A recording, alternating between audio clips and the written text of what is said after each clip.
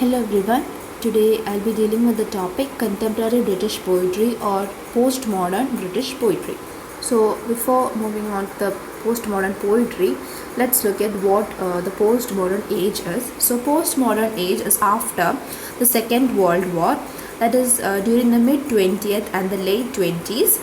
So looking at the historical background of the postmodern age, it was a time when Britain lost its economic power that it had been enjoying for centuries, and USA becomes the superpower. Also, there existed Cold War between countries, that is global conflict, nuclear destruction, genocide, etc. So instead of world wars, there were Cold Wars between countries. Also, we can see that technological advancement and space exploration was prominent during this period, and so this resulted in a lot of science fiction. And another prominent feature of the talk about the historical background is that people started to accept the fragmented and disoriented world. So, in the modern era, that is the age preceding the postmodern era, we can see that people, especially the writers, viewed fragmented world as a tragedy, as we can see in The Wasteland.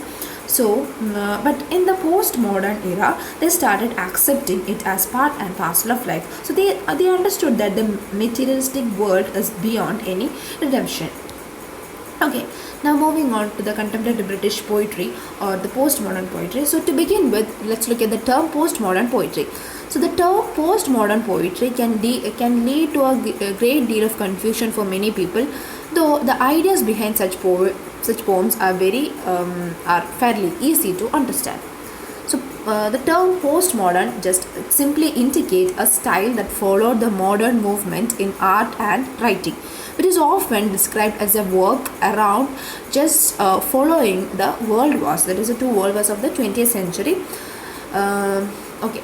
Now, talking about the postmodern poetry, it is a type of poetry that has been explored since about the 1960s and is often noted for a few stylistic and thematic aspects. So, this poetry is often written in a way that is quite free form and meant to reflect the process of thought or organic speaking through a stream of consciousness style.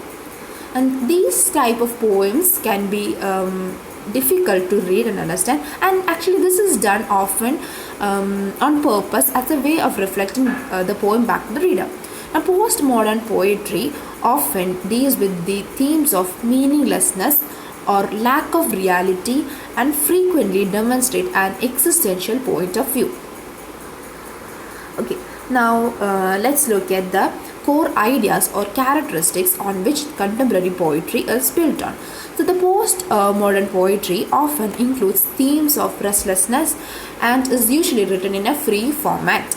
So this I have mentioned before, and the line breaks and structures can be chaotic or seemingly meaningless, though there is usually a purpose for the unusual breaks. So while ideas were often expressed in the older forms of poetry through the separation of lines and punctuations, that is in the older than the classical forms, the ideas were often expressed through the separation of lines and punctuations. Postmodern poetry utilizes the erratic line breaks to indicate the chaotic shapelessness, the fragmented, the disoriented condition of the world.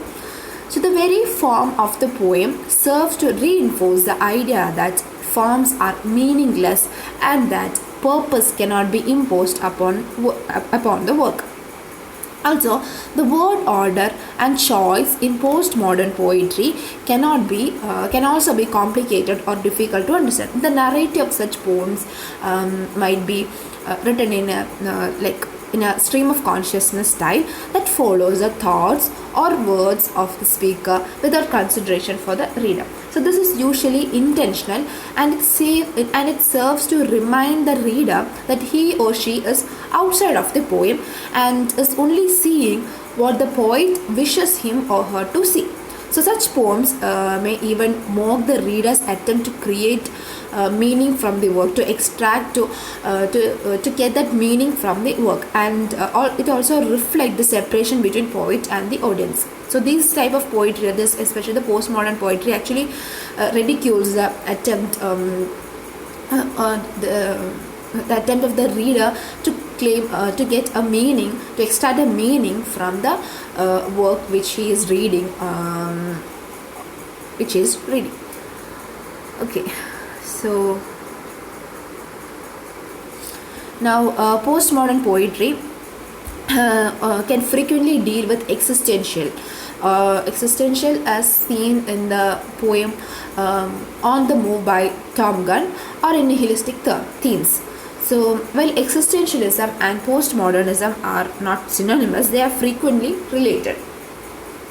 So such poetry might suggest that the world and life are meaningless or ultimately devoid of a purpose. That is, these type of poetry might suggest that the world and life are meaningless, and ultimately the life is devoid of a purpose mankind attempts to impose upon it. So man claims to impose some kind of meaning, so which is devoid. That is what this poetry suggests. So these themes are not necessarily meant to be depressing. So these themes might sound depressing and pessimistic, but they are not meant to be considered as depressing and pessimistic, but instead it should be they are used in an attempt to push the reader beyond his or her comfort zone and to consider the world in new ways. Okay, now moving on to the stylistic features of the postmodern poetry. So postmodern literature or postmodern poetry is a literary movement that executes absolute meaning and instead that is it rejects the thought of absolute meaning, and instead it emphasizes play, fragmentation, metafiction and intertextuality. So this have been discussed before, but the postmodern literary movement rose in prominence in 1950s and early 1960s as a reaction to the modernist literature's quest for meaning in the light of significant human rights violation of the World War II. Okay, now talking about the stylistic techniques of postmodern literature, which often rejects the boundaries between high and low forms of art and literature, as well as the distinction between different genres and forms of writing and storytelling. Now let's look at some stylistic techniques that are often used in the postmodern literature. First is the embrace of randomness. Postmodern work reject the idea of absolute meaning and instead they embrace randomness and disorder. Also, postmodern novels or postmodern poems often employ unreliable narrators to further muddy the waters with extreme subjectivity and prevent the readers from finding that meaning during the work. Next is playfulness. So while modernist writers mourn the loss of order, postmodern writers revel in it, often using tools like black humor, wordplay, irony and other techniques of playfulness to deceive readers and muddle the story. Next, another technique is fragmentation. So postmodern poetry took modernism's fragmentation, but they expanded on it. This moving literary works more toward collage style forms, temporal distortion and significant jump in characters and place. Another important feature is metafiction. So metafiction, it is the act of writing about or making readers aware of the fictional nature of the very fiction they are reading. Example, Thought Fox by Ted Hughes. The poem Thought Fox by Ted Hughes is a poem that which talks about the process of writing poetry. Now, meaninglessness, which I have discussed before. So postmodern literature, postmodern poetry emphasize on meaninglessness. So postmodern writers began to experiment with more meta elements in their poems, novels and short stories, drawing attention to their work's artifice and reminding readers that the author isn't an authority figure. Next, another important feature of the time was intertextuality. So this is a form of collage style writing. Many postmodern authors wrote their work overtly in dialogue with other texts. So the technique they employed included pastiche, that is imitating other authors' styles, and the combination of high and low culture, that is writing that tackles subjects that were previously considered inappropriate for literature. So simply, intertextuality is the acknowledgement of previous literary works within another literary work. Example can be considered The Wide Sargasso Sea by Jean Rhys, which can be considered as a prequel to Jane Eyre by Jane Austen. Another feature of the postmodern poetry is confessional poetry. So this is a literary movement that began in USA during the 1950s and 60s.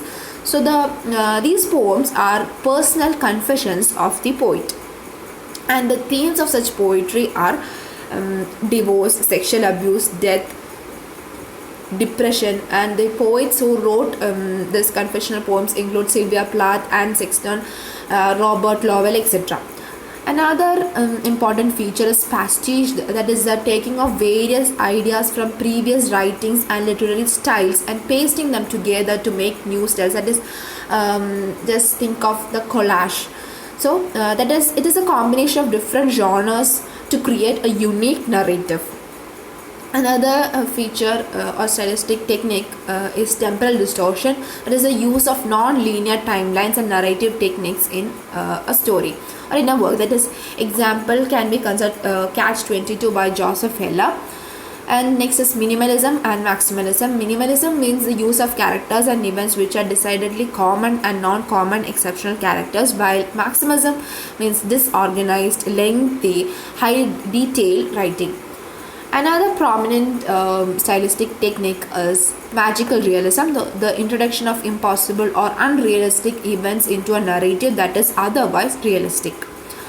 Next is faction. So faction is a mixing of actual historical events with fictional events without clearly defining what is factual and what is fictional. So next is reader involvement. So this have been discussed previously. So often through direct address to the reader and the open acknowledgement of the fictional nature of the events being described. Now multiple meanings. So multiple meanings means there can be endless interpretations of a literary work. So this is actually very similar to the technique of the post-structuralist. And next finally we have the post-colonialism. So post-colonialism is the study of the cultural legacy of colonialism, that it focuses on the consequences of the control and exploitation of the colonized people and their lands. So these are the stylistic features of contemporary poetry. Now connecting it with our prescribed poem, The Last Call by Andrew Motion. So Andrew Motion is an acclaimed poet, biographer, lecturer. So and he is also the poet. He also became the poet laureate in 1999, succeeding Ted Hughes and preceding Carol Ann Duffy. So Andrew Motion's poems combine lyrical and narrative aspects in a postmodern romantic sensibility. So all these features which we have discussed above, most of the features can be seen in Andrew Motion's poetry also. So he frequently wrote about, he frequently wrote on death, loss and isolation. Even a prescribed poem is about death. And his poems manage clarity of expression while touching upon turbulent and unresolved deaths in life. So the poem Last Call is a short but humorous poem. That is humorous in the sense it ridicules or it mocks at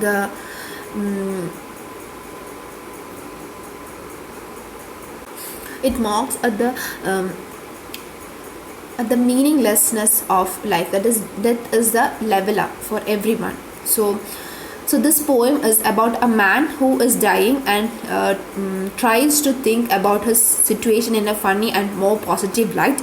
So unfortunately for the man, death gets him in the end, and the omnipresence of the death in poet's life make him accept this ever companion and to live him back.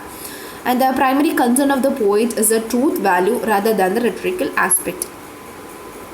So in the poem we can say that the bare-bound style of the poem actually beautifully manifests the intimate emotion that is accepting the last call, death. So mentioning other famous poets of the era include Ted Hughes, Seamus Heaney, Philip Larkin, Elizabeth Jennings, Geoffrey Hill, etc. Now moving on to a conclusion. That many critics and scholars find it best to define postmodern literature against a popular literary style that came before it, that is modernism. So in many ways, postmodern literary styles and ideas serve to dispute, reverse, mock, and reject the principles of modernist literature. We have seen the accepting of the fragmented and disoriented world. They reject the search for to extract the meaning from the poetry. So actually, they are reversing or mocking or rejecting the principles of modern literature. That is another example is instead of following the standard modernist literary quest for meaning in a chaotic world, which I said before, so postmodern literature tends to reject often playfully the very possibility of meaning, and the postmodern poetry is often presented as a parody of the modernist literature quest for meaning. So that's it. Thank you.